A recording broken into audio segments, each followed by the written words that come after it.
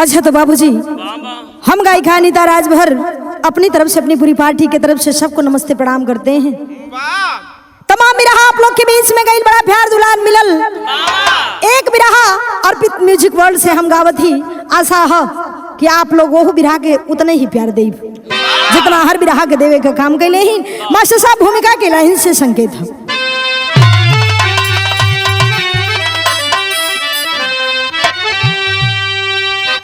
क्या है सिंदूर के लाली अकाली में अंतर, चाहती नारी क्यों ना समझना जरूरी। कैसी हसरत लिए दिल में नफरत करे,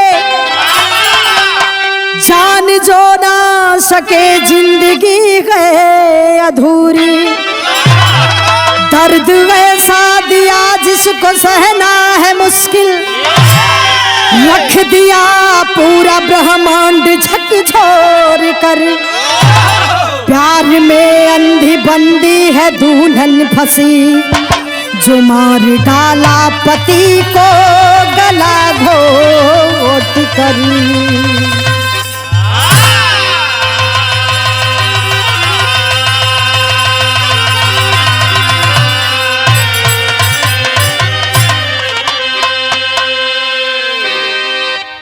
प्यार में अंधी बंदी है दुल्हन फंसी, जो मार डाला पति को गला घोट कर।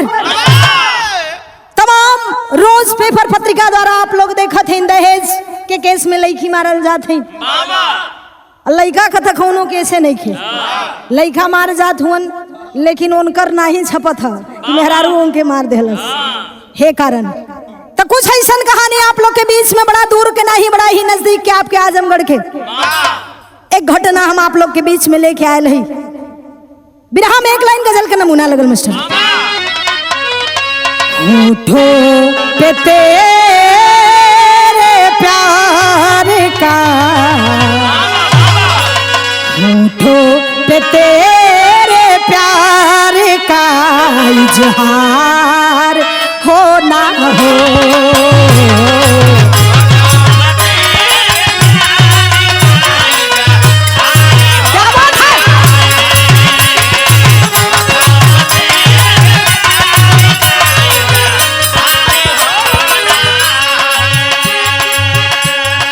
होठों पे तेरे प्यार का इजहार हो ना हो,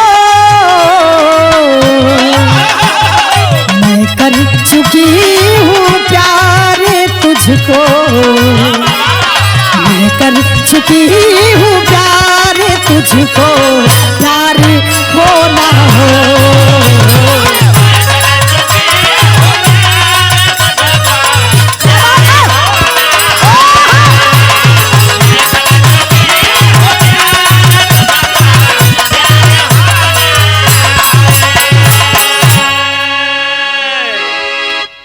गजल के नमूना रहल, लेकिन भाव में बड़ी ऊंची बात और बड़ी बढ़िया बात लिखलन। इहो देखा कोनो प्रेमी और प्रेमिका के बीचे के बात है, आपस का बात है। कहले बाका राहों में भले ही काट का एहसास हो ना हो।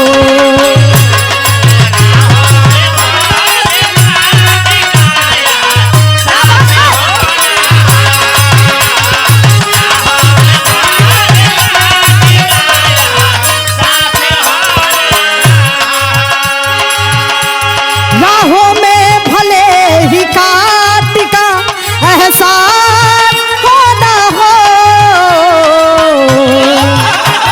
चुभ जाए तो जा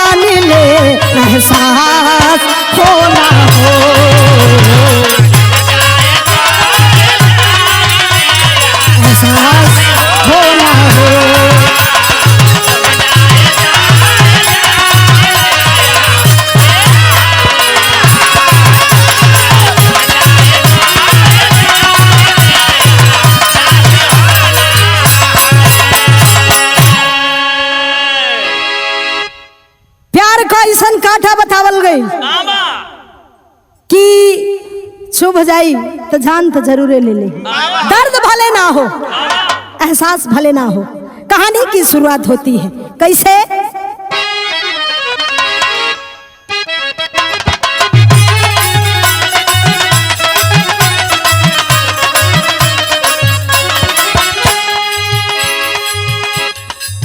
अनजान जिंदगी से खेलना है ठीक नहीं, अनजान जिंदगी से खेलना है ठीक नहीं, जो है खेलता उसे है मिलती भीख नहीं।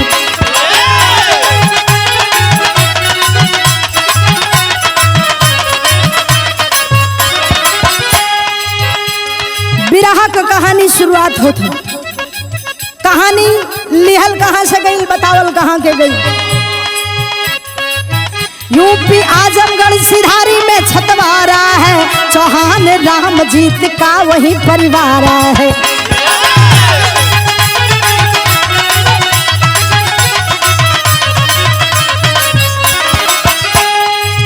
बेटी पायल धीरे धीरे जब सयान हुई, बेटी पायल धीरे धीरे जब सयान हुई, जिगर में आशिकों के एक बड़ी मुस्कान हुई।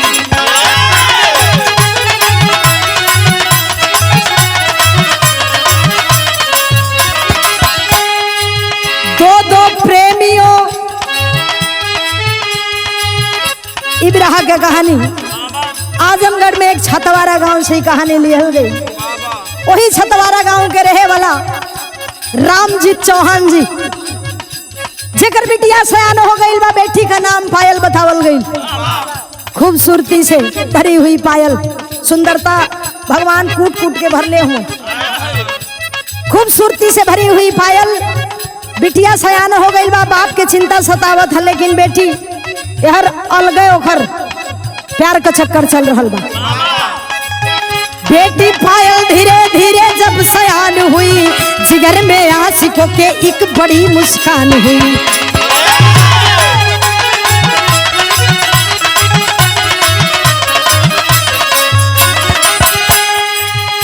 दो प्रेमियों से प्यार करती राहों में, दो प्रेमियों से प्यार करती राहों में, परिवार अंजम उधर झूल रही बाहों में।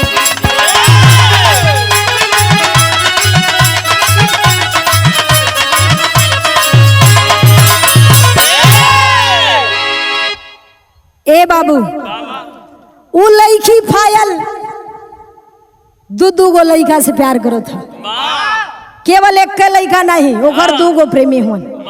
वो दू गो प्रेमी हुन कहाँ का? एक दिनेश यादव भीतरी गांव मुबारकपुर के, और एक अभिषेक यादव सुम्ही जहानागंज के। ये दोनों आदमी से उ लड़की पायल प्यार करत है। ये हर बपवा के चिंता सतावत है कि बिटिया सयान हो गई है, ओकर कहीं शादी कर दिहल जा। बाप हर लड़का ढूंढत, बर ढूंढे के काम करत हुन। धीरे धीरे बात एक मऊ थाना में दोहरी घाट गांव उसरी विश्वनाथपुर में चौहानपुरवा पड़ेला। चौहानपुरवा गांव का रहे वाला घनश्याम चौहान जी, घनश्याम चौहान का साला बेंगलोर में फुल्की का धंधा करत हुन, पानी पूरी का धंधा करत हुन। अब इधर घनश्याम भी जाके वहीं अपन नौकरी करे लगलन, वही फुल्की की दुकानी पर। बढ़िया धंधा चलत है, पैसा कौड़ी बढ़िया आवत है। घनश्याम से सुनन लड़का भी घरे बैठल है, लड़का का नाम कुश चौहान बतावल गई। कुश भी घरे बेकाम का बैठल है, कुश के भी यही काहे न बुला ले। वो लड़कवा के 23 साल का वह लड़का कुश वहां पर बुला लिए, फुल्की का धंधा वो भी करने लगा।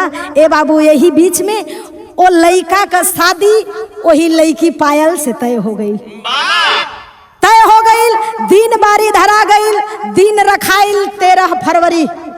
यह 13 फरवरी 2024 वाला 13 फरवरी के दिन रखल गई, दिन बारी रखा गई। अब यार भी तैयारी हो गई, ब्याहे का इधर भी तैयारी हो गई। और जब तैयारी हो गई ले बाबू, तो ओ समय भइल का मास्टर बिरहा में एक लाइन गीत लगत है।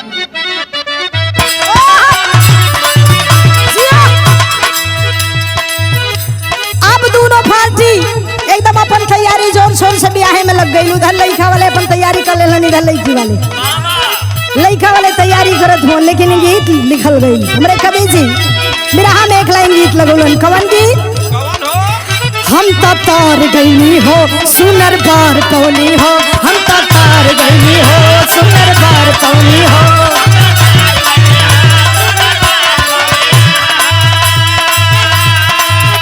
अपना रजऊ के प्यार में सवार गईनी हो, अपना रजऊ के प्यार में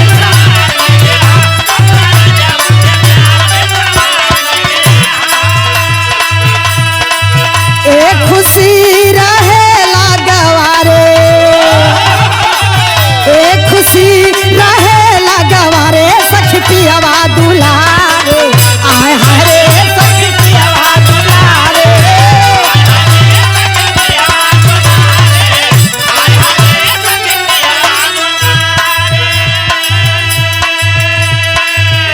ए बाबू इधर घनश्याम के बेटवा खुश चौहान के सर पे सेहरा सज गई। बराती सब सज धज के बारात लेके नाचत गावत एकदम डीजे उजे लगा के चल देलन। कैसे सेहरा सज गईले हो बाजा बज गईले हो,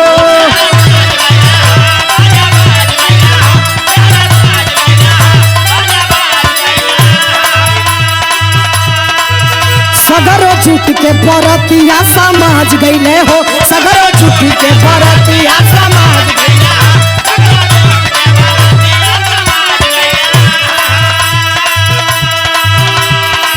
खुशी के कुछ तब से नूरा डारे, खुशी के कुछ तब से नूरा डाले, पायल गई ससुरारे, हाय हाय रे पायल गई ससुरारे।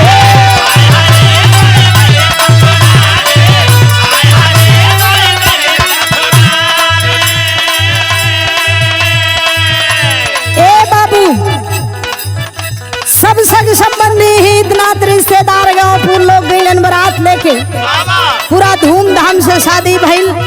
खुश चौहान पायल के मांग में सिंदूर भरलन, जौने समय सूरतिया के देखलन खुशी के कौनो ठिकाना ना है। आय हाय रे भगवान बड़ी सुघर में हरारू देहला, अबे नहीं के संगे हमार पूरी जिंदगी खत्म हो जाए।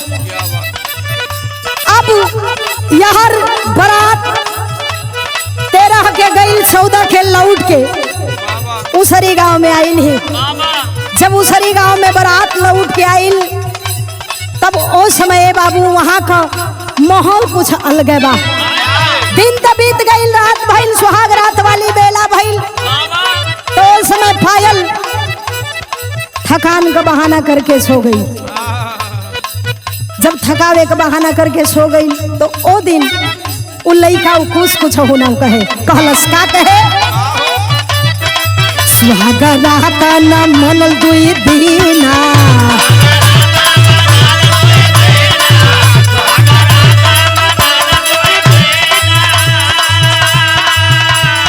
दो दिन बीत गयल, सुहाग रात दोनों पति पत्नी को जो रिश्ता होता है सुहाग रात नहीं मनाया गया। इधर सोच में पड़ल हमर भिड़िया से दुसुआर भय जीना,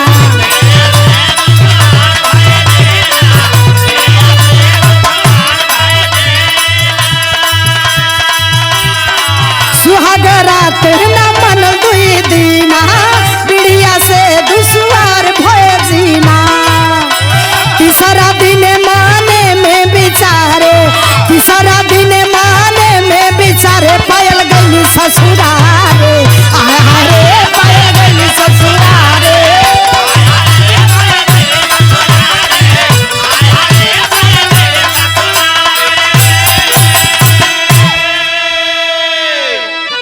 दो दिन बीत गल, तीसरा दिन भी बीत गल।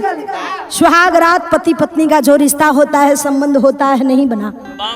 अब कुछ सोचे लगल कि 2 दिन 3 दिन बीत गल, ऐसा तो ना हो कि हमरे पत्नी के दिल में के हुआ रहा। तो ही बगले में कुछ का एक और नया घर वही गौवा में थोड़ी का दूर पे नया घर बनल रहे। कुछ सोचलन कि यहाँ नात बात रिश्तेदार सब लोग हुवन, काहे ना हम अपने पत्नी के पायल के लेके उन नयका वाले घरे चल जाएं। जब नयका वाले घरे गइल बा तो उस समय लिखल गइल का, शादी से परेशान थी पायल। अरे शादी से परेशान थी पायल पर किसी से कहना पाती थी। सुहाग रात रात से बचा लो मुझको प्रेमियों से गुहार लगाती थी। चौथे दिन जब उन्हें के वाले घरवा पे लेके गई है लइका कुछ, तब अपना प्रेमी लोगन के फोन के लगा देलस। जब प्रेमियन के फोन लगैलस तो उसमें गुहार लगावत हो कि अब तो हम लगत हो कि नहीं बचो। अगर हमें आप लोग चाहते हैं तो हमारे पास आ जाइए और हम कुछ नहीं जानते हैं।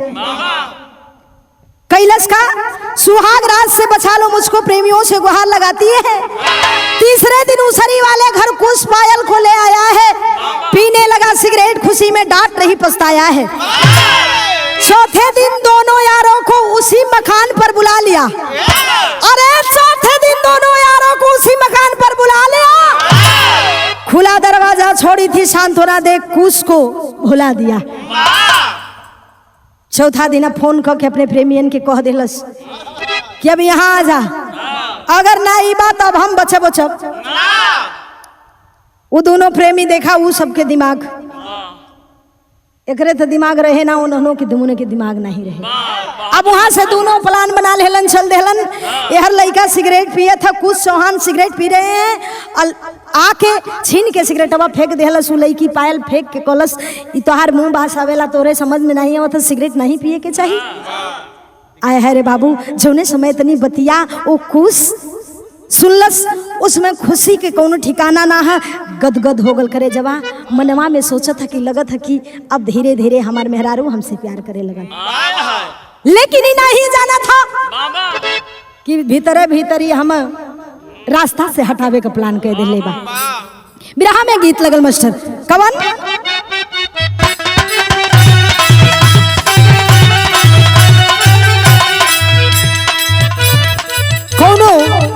लड़की कौनो लड़का से कहत है इतना दीवाना मत होवा, तमाम लड़की दुनिया में घूम रहल बड़ी, तो के हम ही देखा थे। कहे नइखे देहिया में हीरा मोती जड़ल, नइखे देहिया में हीरा मोती,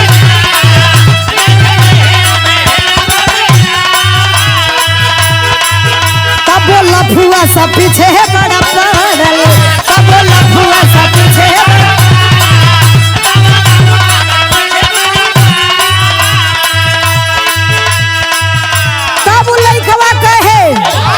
अपने बाजारा में हम के सटावे दे भूखा, अपने बाजारा में हम के सटावे दे भूखा। एगो बात बताई तो बतावे दे भूखा, एगो बात बताई तो बतावे दे भूखा। लाइन बानी सिंदूरा लगावे दे भूखा, लाइन बानी सिंदूरा लगावे दे भूखा।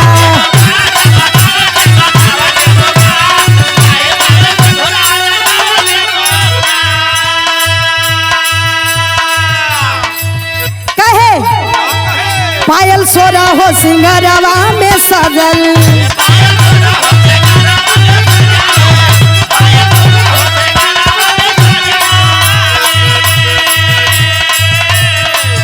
देखी खुश के दिलावा में छजल, देखी खुश के दिलावा में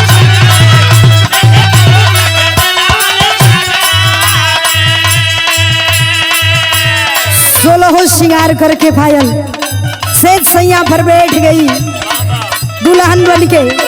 जौने समय ई रूप देखले है खुश खुशी के कोनो ठिकाना ना है। पजरा में जाके बैठ के उस समय कहे मुहावा से घूंघटा हटावे दे भूखा, कहे मुहावा से घूंघटा हटावे दे भूखा। अपने गरवा के हरवा बनावे दे भूखा, जिया पे सावन बरसावे दे भूखा। अपने गरवा के हरवा बनावे दे भूखा, जिया पे सावन बरसावे दे भूखा।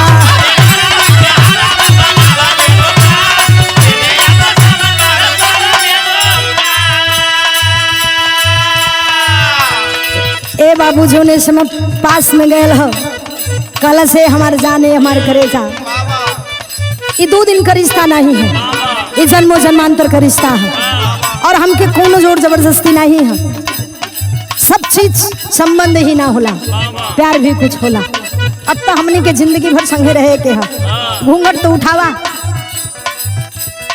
यार जे वही बहिया में भर के अखबारी में प्यार करल चाहत चुम्बन छातन लेहल चाहत तब तक वो दोनों प्रेमी पहुंच गए दिनेश यादव और अभिषेक यादव दोनों पहुंच के जाके भर अखबारी के और लइका के कुछ चौहान के पकड़ लेहलन जब कुछ चौहान के पकड़ लेहलन त लात से ई पायल बेड़वा पर से मल्लस धक्का गिर गल जमीन पे जब धक्का मार दी लात से जमीन पे गिरा है कुछ चौहान उस समय बिरहा शैली में भाव लगल मास्टर साहब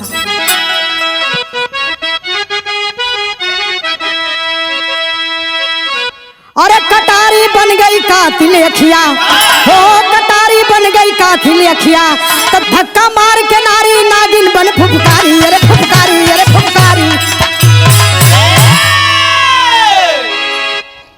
जो नहीं समझ लात से धक्का मर ले बा जमीन पे गिर गया कुछ और जब जमीनिया पे गिर गल हो बाबू दोनों तरफ से जकड़ के पकड़ लेलन दोनों प्रेमियों कर पायल का जब दोनों प्रेमी पकड़ ले तो विदेशिया में भाग गए मास्टर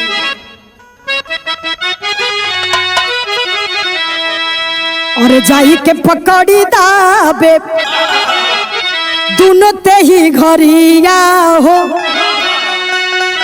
गलवा पे चाटा मारे अरे हंसी के लू गैया कहे इहे मोरे दोनों प्रेमी सुहाग रात मनई गए हो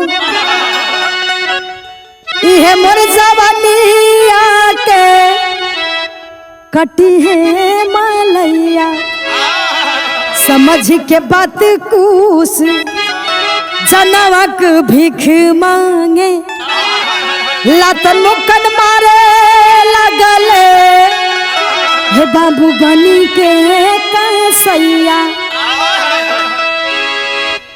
हे बाबू जोने समय तनी बतिया उपायल कलस कि ये हमार दोनों प्रेमी मन और यही दोनों से हम प्यार करीला यही दोनों के साथ हमार सुहागरात मनी और यही दोनों के संगे हम अपन जिंदगी बिताई आए हाय बाबू जोने समय तनी बतिया कुछ उ लइकवा सुन ले हा वो कुछ दूल्हा सुना है कुछ कहलस हे पायल जब तो के यही दोनों से प्यार रहे तो हमसे शादी करे का कौन जरूरत रहे काहे बदे तू हमार हमसे शादी कैलू अगर आज शादी कर भी ले लू तो हमार कमन कसूर जोन की तू हमार जान मारल चाहत हो वाह लड़का कुछ अपने जान की भीख मांग रहा है जोने समझ जनवा का भिखिया मांगत हो बाबू छतिया पे लात रख के गर्दनमा के लगल दबावे और गिरा के जमीनिया पर छतिया पे चढ़ी गईली प्रेमी दोनों पकड़े पायल ए बाबू दंबली नटैया दोनों ओर से दोनों प्रेमी दोनों हथवा के पकड़ लेलन दिनेश यादव अभिषेक यादव दोनों हाथ को जकड़ के पकड़ लिए और गर्दनवा के पकड़ के तब तक दबाती रही वह पापिन जब तक कि कुछ दम नहीं तोड़ दिया ए बाबू कुछ के मरला के बाद वो दोनों प्रेमी के संगे उठा के ले जाके लसिया के एगो पोखरी के किनारे एगो तालाब के किनारे फेंक आइल जोने समय तालाब के किनारे फेंक आइल में सब बिरहा में गीत लगत है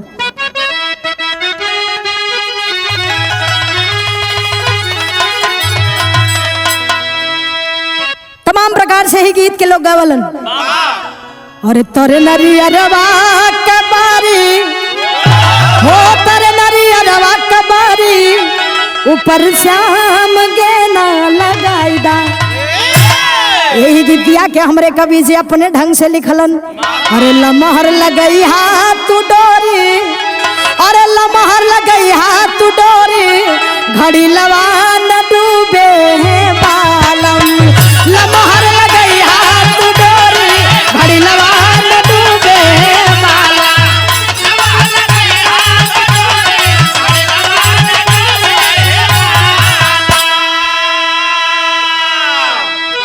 ए बाबू ई तो गीत के लाई रहल लेकिन करे जवा पे पाथर रखे उपायल वो दोनों प्रेमी के संगे मरला के बाद लसिया के ले जाके ठेकाना लगावत है। कैसे?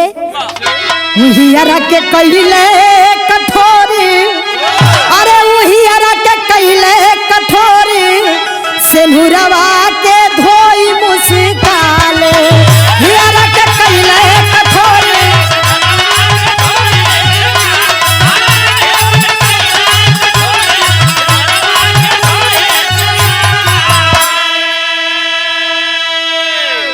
पोखरी किनारे ले जा फेंक दिहल लसिया, उड़ा गुल छर्रा लिहल रात का ससिया।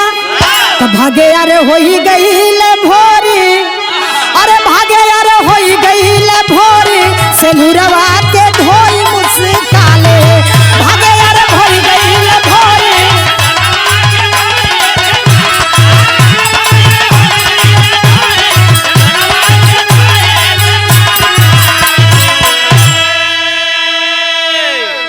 ले जाके तालाब के किनारे, पोखरी के किनारे वो लसिया के फेंकवा देहलस।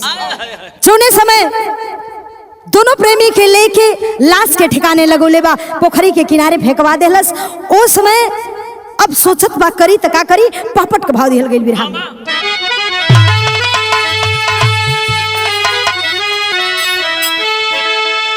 कई के फोन तब घनश्याम के बतलाई शंका लागत बा, कई के फोन तब घनश्याम के बतलाई शंका लागत बा, साझे गईलन साथिन संगना आई शंका लागत बा।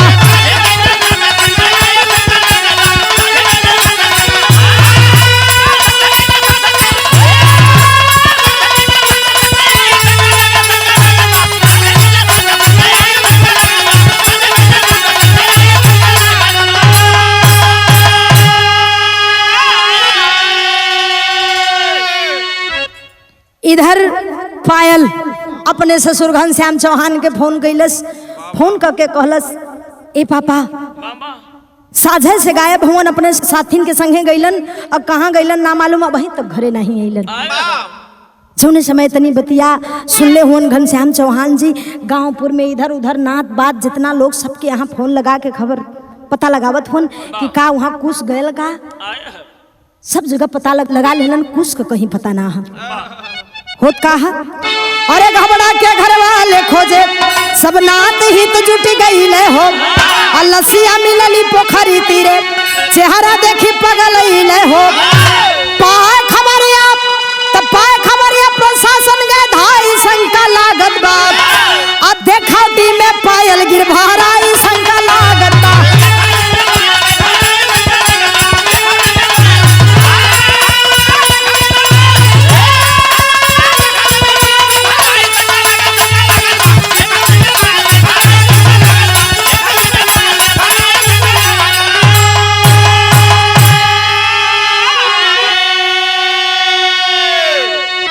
ए बाबू ये हर तब तक धीरे धीरे पूरा नात बात रिश्तेदार गांवपुर सब लोग धीरे धीरे जुट गल दरवाजे पर, क्या आखिर में कुछ कहाँ गायब हो गई।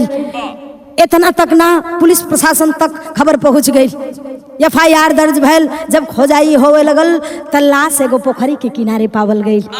जब पोखरी के किनारे पावल गई तो ई पायल जब वो लसिया के देखले हो बाबू, छतिया पर गिर गिर के रोवत है। देखावटी आंसू मगरमच्छ का आंसू गिरा रहल बा, आल्हा में भाव दिहल गई।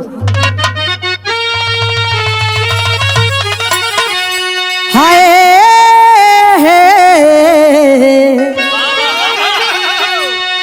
दिखावा का दुख नहीं, अरे तेरी ले जनाला बाबू, परखे वाला परख लेला नजर देखिया।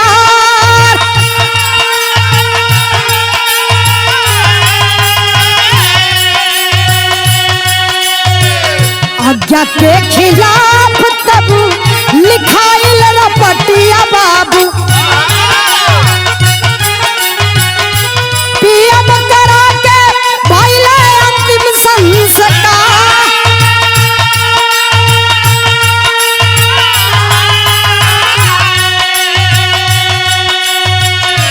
चारों तरफ जब लसिया के खोज लेलन लोग, ना ही मिलल, तब जाके रपट लिखाए हैं थाने पर। रपट लिखौलन, पुलिस प्रशासन व्यवस्था चारों तरफ से लग गई।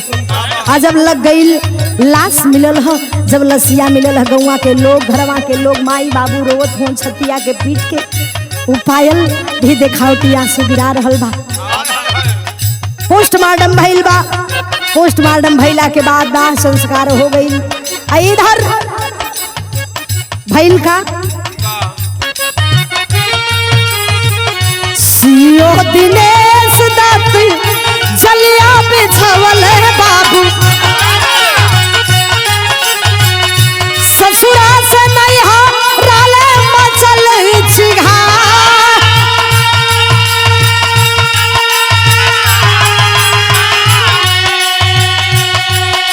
सीओ दिनेश दत्त जी जोर शोर से केस में हाथ लगा लेलन और ससुरे से लेके नैहरे तक सब जगह एकदम हाहाकार मच गई। इतना ही ना ए बाबू, दिनेश सीओ जी अब खबर ही लगा देलन जगह जगह पे। पता लगाओ बदे उनके शंका समाइल कि ई मर्डर कैल गयल है, ये आत्महत्या तो नहीं कर सकता है। तबले छतवारा मोड़ पे चर्चा करी महिली बाबू, पायल तक कैले रहल तू एगो प्यार।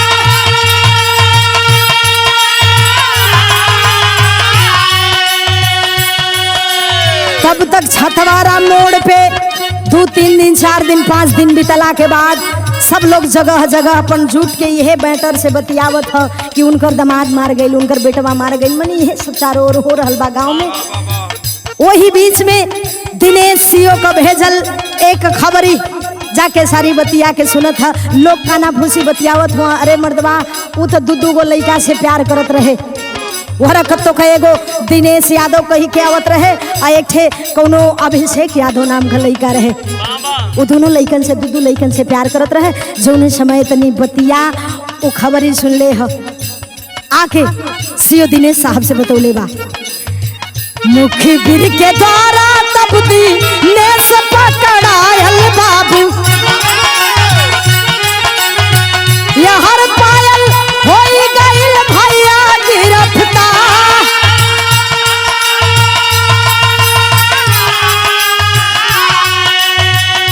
भैली कड़ाई मरिया पड़त कुबुलल बाबू,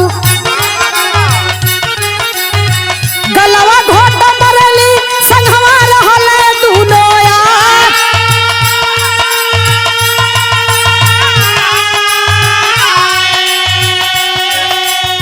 इधर दिनेश सीओ जी जब वो खबरी द्वारा खबर भूले हुन तो उसके पास, उसके गांव पर पुलिस प्रशासन चारों तरफ से पहुंच जाती है। पहुंच के जाके दिनेश यादव के पकड़ लेलस। जब दिनेश यादव के पकड़ ले बा कड़ाई से जब डंडा बैठे लगल, पीठी पर पुछाई होवे लगल, तो दिनेश यादव पायल का नाम बताता है कि हम प्यार कैले रही पायल से और पायल के बिना हम ना जी सकीले। हम ही ना एक अभिषेक यादव नाम का भी लड़का प्यार करत रहे। आय हाय रे, जब धीरे धीरे बात बतावे लगल तो इंस्पेक्टर साहब सबके धीरे धीरे लगलन पकड़े। पायल के इधर पकड़लन, लिया के जेल में डले हुन। होत का हो सीओ दिनेश दत्त गइल दोहरी थानवा बाबू, मीडिया के सामने देहले घटना उघा।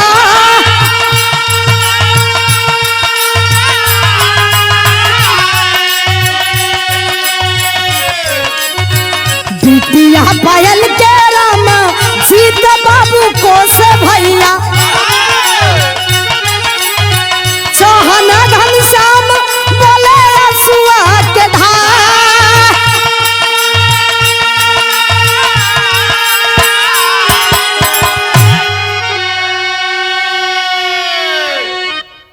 जब दिनेश यादव अभिषेक यादव पकड़ल गए हुन, जब पुलिस का डंडा पीठी पर पड़ल ए बाबू, ओ समय सारी बतिया के उस बकले हुन, बतौले हुन कि ये साहब हम नहीं दोनों जनी नहीं, वो पायल भी एक खुनवा में शामिल है।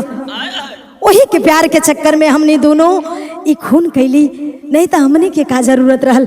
ए बाबू जौने समय पायल के पकड़ के ओकरे ससुरे से पुलिस वाले लेके गई हुन, ओ समय घनश्याम के पैर तले से जमीन खिसक गई।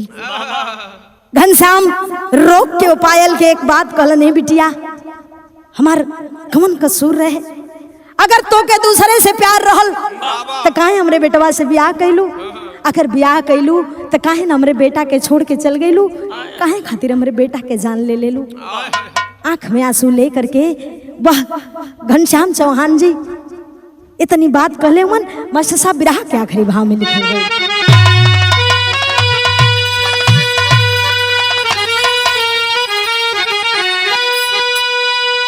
और सेनुरा राखी कैलू अपने हाथे मुस्काई के,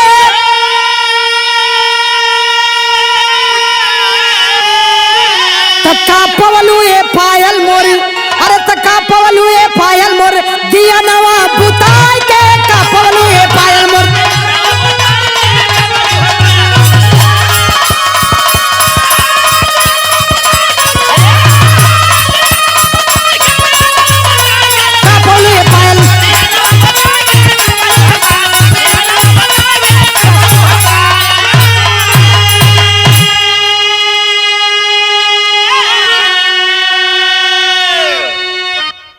घनश्याम चौहान जी एक बात और कहलन,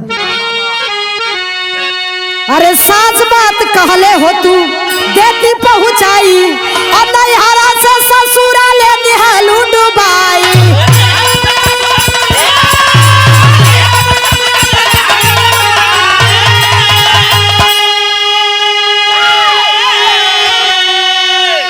अरे जा जेल में काटा सजैया यारन गरवा लगाई के,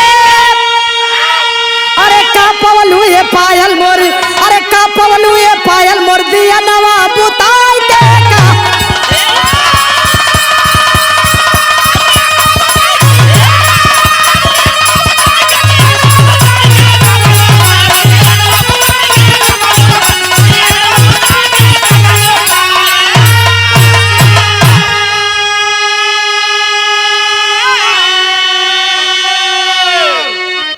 कल से बिटिया जा जमन कैलू ठीक ना कैलू, आज हमरे जीवन का सहारा हमार जिंदगी का लाठी तो छीन ले लू। कहे का अरे भइला गिरफ्तार यारो संग जेल जाई, अब पिटला करे जारो सुआ झुराई।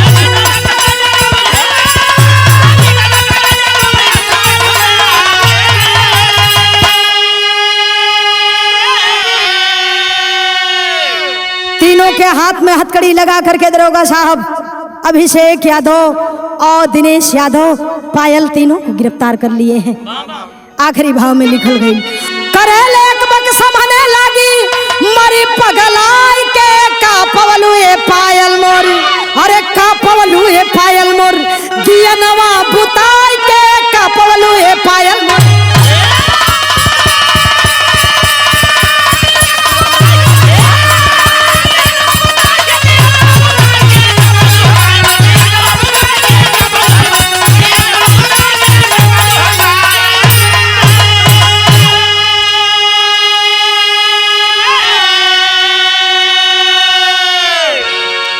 से हमरे विराह को कहानी समाप्त भइल। आखिरी भाव में खानदान का परिचय बतावल गईल। गुरु बिहारी गुरपत्तू कहे बदलो जरा मिजाज, नहीं तो गंदा हो जाएगा जो भी बचा समाज।